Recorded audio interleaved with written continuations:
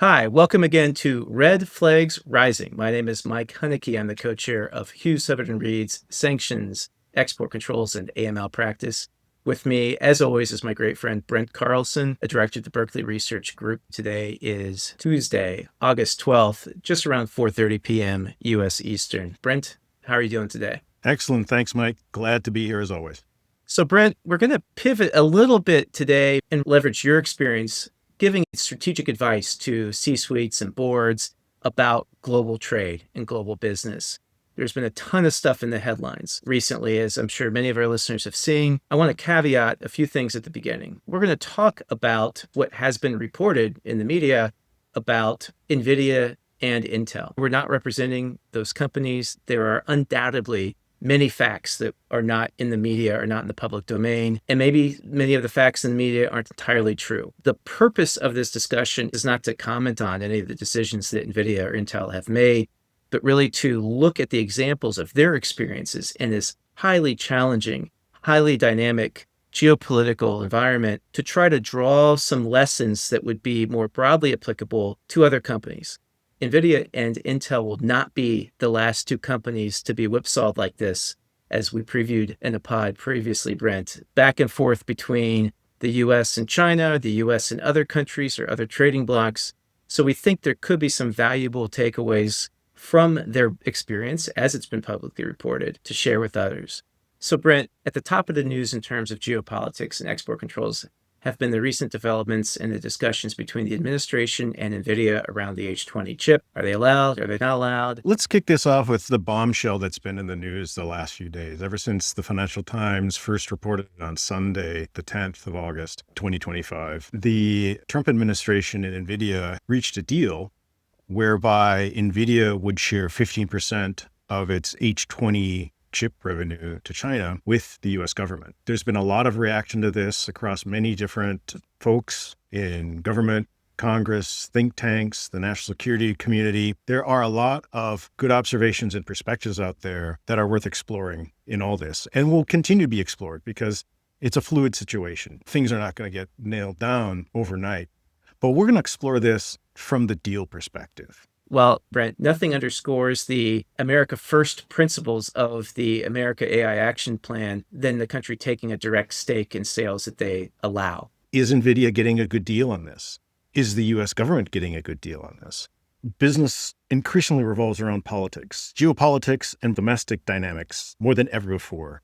There is no final success or victory in this game. It's like a Tai Chi push hands match where you're connected, you're going back and forth. You're looking to find a weakness in your opponent's balance, and then you finally get to a certain point where they get off balance, and then you continue on from there. So it's a situation where it's very fluid and it can change very quickly. How can legal and compliance teams protect their companies, the company's officers and directors, and themselves in all this?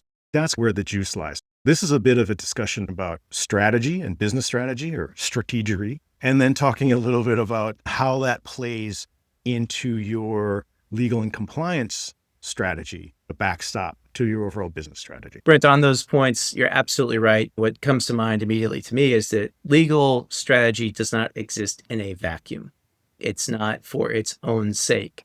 It exists to help the company navigate its business objectives and through the broader geopolitical headwinds or tailwinds, or maybe both. The analogy to the Tai Chi push hands match made me think, well, yeah, but it's way more complicated than with just, four hands involved or two pairs of hands. This is like 8-hand Tai Chi push hand match all at the same time with probably 3 or 4 people involved. Tai Chi push hands with an octopus. Exactly. So one of the things that came through in these headlines, and I think it's been out there as a bit of a debate, is the current administration in its tone on export controls. How is that coming across?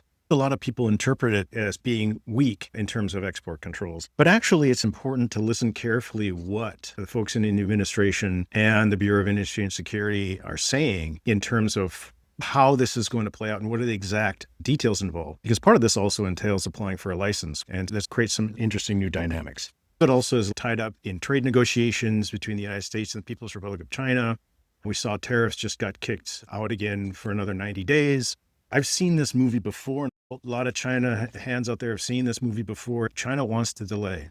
At a certain point, President Trump is going to punish that delay to show that America is strong where it can be strong in all this. Because China wants to delay the trade negotiations. China really cannot open its market. China's economy is currently producing twice as much as its domestic market can consume. There is no way it can open up for anything that it doesn't need. It's going to go in the direction it wants to go. Developing technological self-sufficiency has been a goal of the PRC government for decades. Keep those things in mind. There's probably not going to be a deal of any substance going to be made. There may be some transactions, a few more soybeans, but that, at the end of the day, that's going to make the administration and the president very frustrated.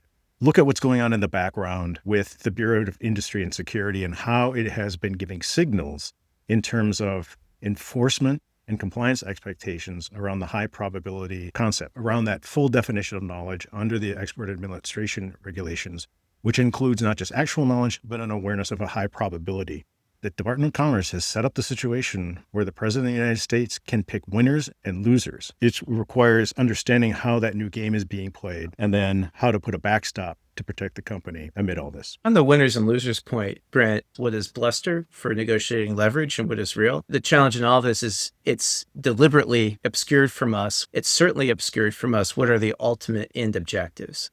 David Sachs, the president's AI czar, made the same point in a debate with Larry Summers on the All In podcast recently about, what do you expect us to do? Tell you what our end objective is and to tell you exactly how we intend to get there? What do you think happens when we negotiate that way, where we show all of our cards, play open hand poker against an adversary who's guarding their cards closely? The challenge fundamentally comes down to the fact that we're all guessing the best we can about China's intentions, whether the Chinese want to procure our chips or not, whether to believe media reports that, the People's Liberation Army actually specified these chips in procurement requests, or other reports that, China is now warning its companies not to use the H20 chips at all, for example, because of perceived or potential security vulnerabilities or backdoors.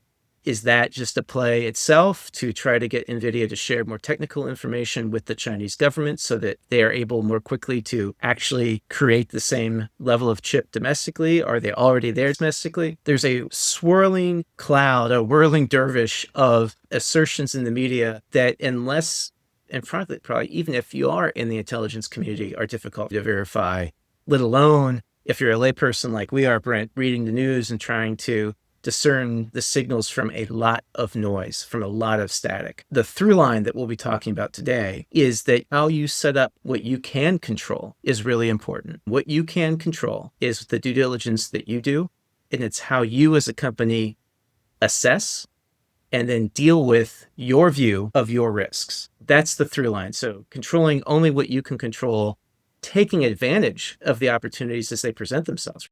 We're not here suggesting at all that if someone gets a license that they shouldn't ship. That's something that we've been saying for a while, that, look, if there's any doubt, just apply for a license. If you get a license from BIS, all this discussion we've had on the pod, Brent, about knowledge and intent when you talk about criminal violations is done, assuming that the license applications were accurate and complete. If they were, then you have a great defense against any kind of civil fine or criminal prosecution because of that.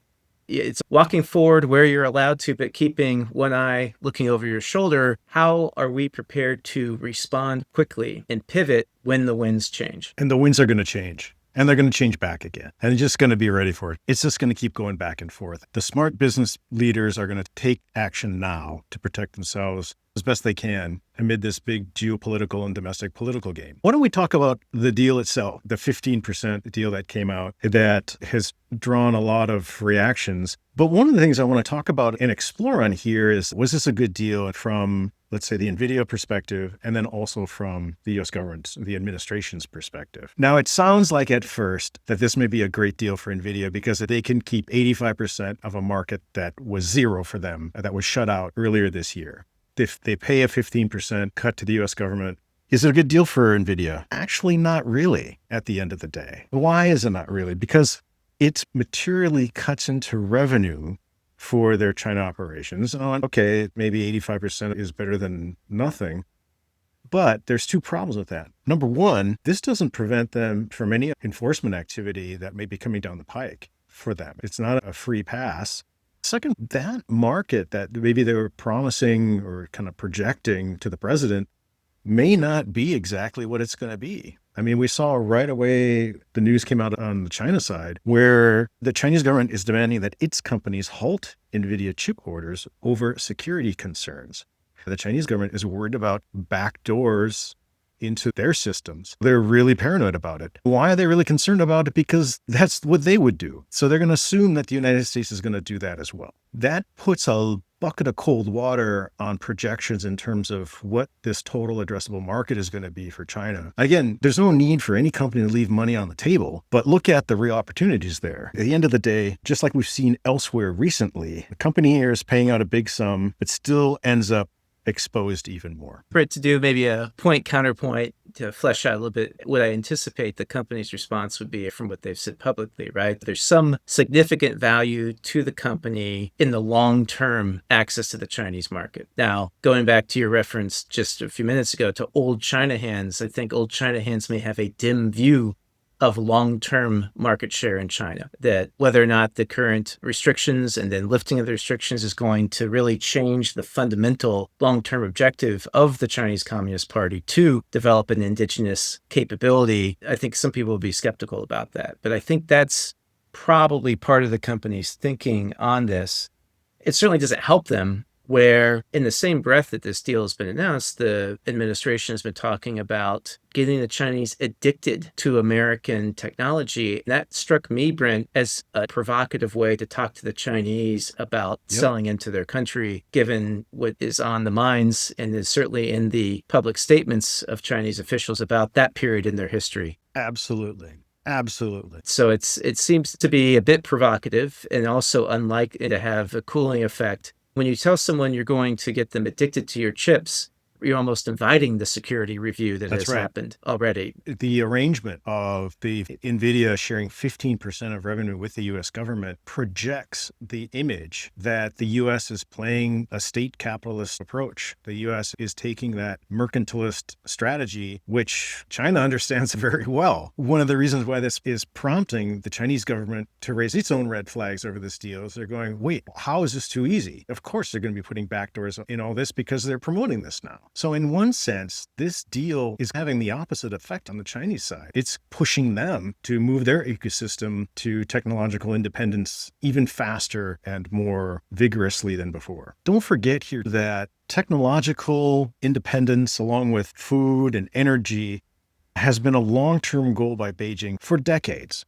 Since the beginning of the reform era, that has been the goal. The goal is for China to develop its own domestic industries.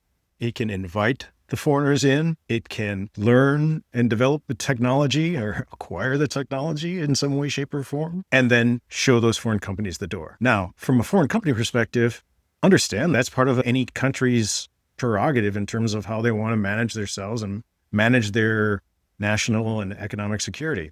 Do what business you can, sell what you can, but understand that it's not going to always be there for you. And think that you're going to get them addicted to any particular technology stack, especially that term addicted, that holds some historical baggage from a Chinese perspective. That's just not going to be welcome. Is there a Chinese phrase that comes to mind that would help people understand this? There is. 自力更生. So it's one's own strength is even more productive. And that's been a guiding principle for China's development for decades. For us as foreigners, we're not even in the same game. So understand that. No need to leave any money on the table, but understand the directions and where things are going in all this.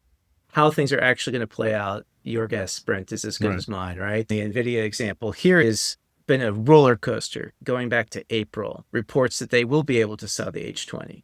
Then a week later, reports that actually far from it. Not only does the H20 require a license, the Bureau of Industry and Security is going to deny all of those licenses. They have to take a charge of $5.5 billion for the fact that these chips were really only for the China market.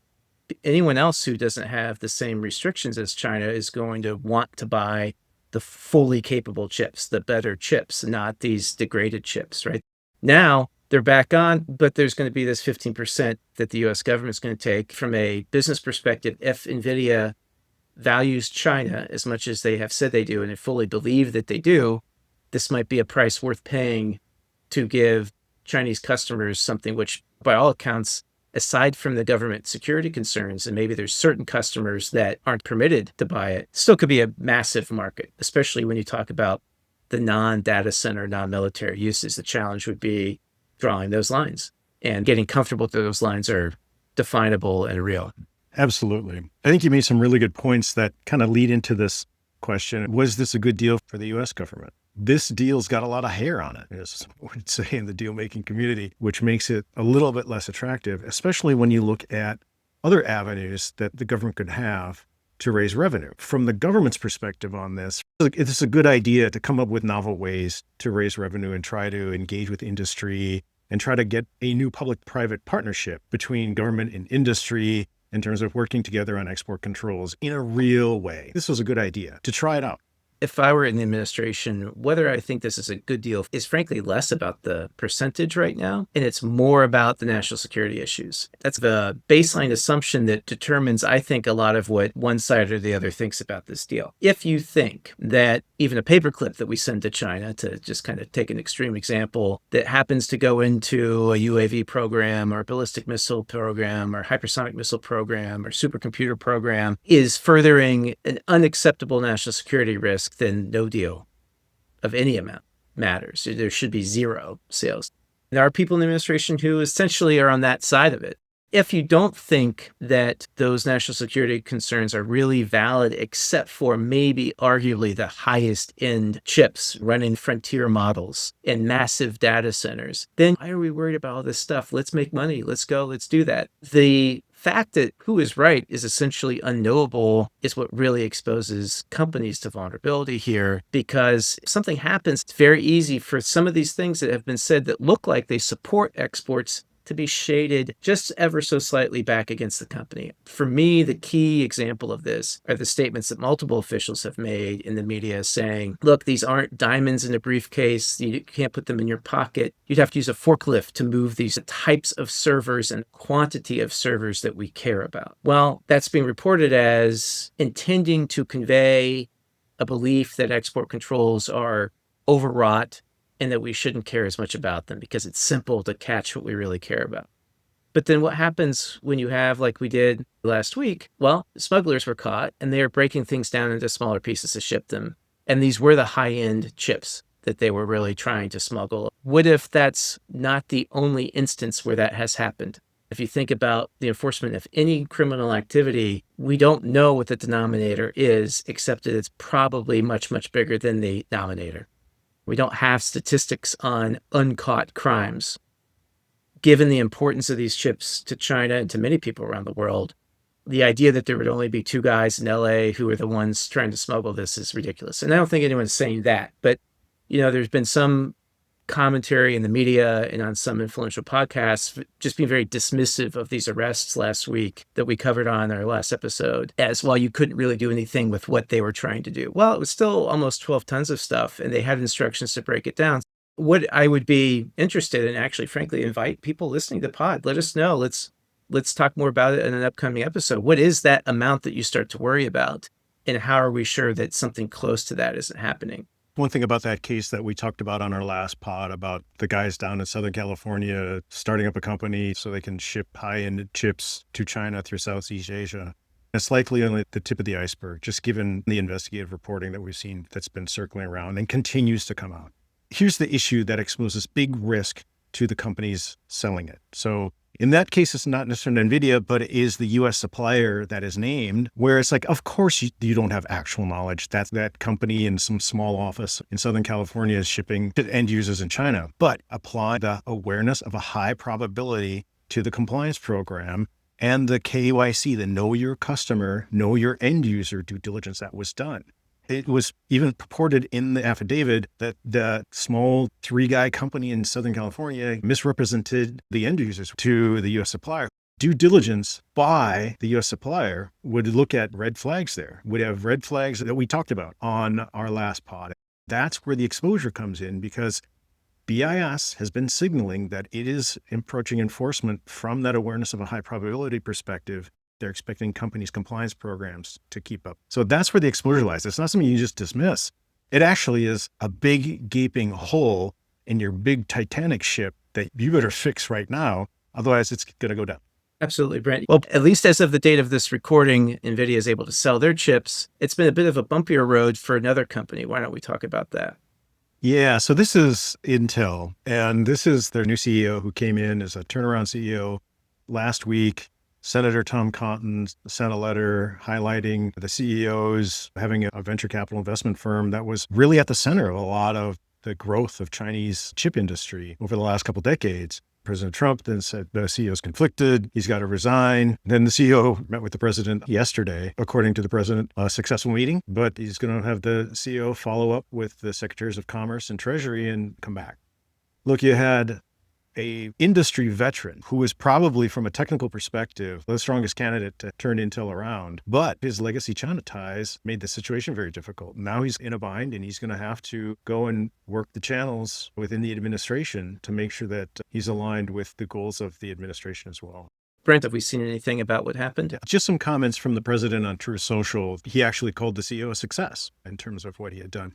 There's a bit of a unfairness to this. When Absolutely. he was making those investments in China, I'm sure he was encouraged to do that. There were many that were happy he was doing that, that was consistent with certainly a late 1990s, early 2000s view of what was in America's national security interest. But what was celebrated and welcomed not that long ago is now catastrophic and is now the subject of letters from senators calling for somebody's ouster and resulting in someone really having to go kowtow to the president at the White House to save his reputation and his job.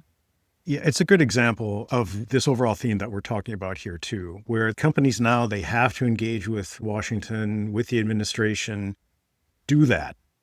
But at the same time, understand that the situation could change at any time and it could come back around. It's not just the whims of the administration. It could be other factors that come to the attention of the administration that changes the thinking on particular issues. These issues are fluid. Geopolitics is a fluid issue. The competition between the United States and China is a fluid issue. It's not something that's static. So it can come around and change at any time. What companies should do is do what they can, take action steps to be able to protect themselves with those backstops so that they can be able to weather any storm when the winds of political change go from a strong tailwind to a fierce headwind. Brent, what do we do about the negotiation strategy in the art of the deal? It's called a pretend mistake, especially if it maybe actually was a mistake at the time, but you're told not to worry.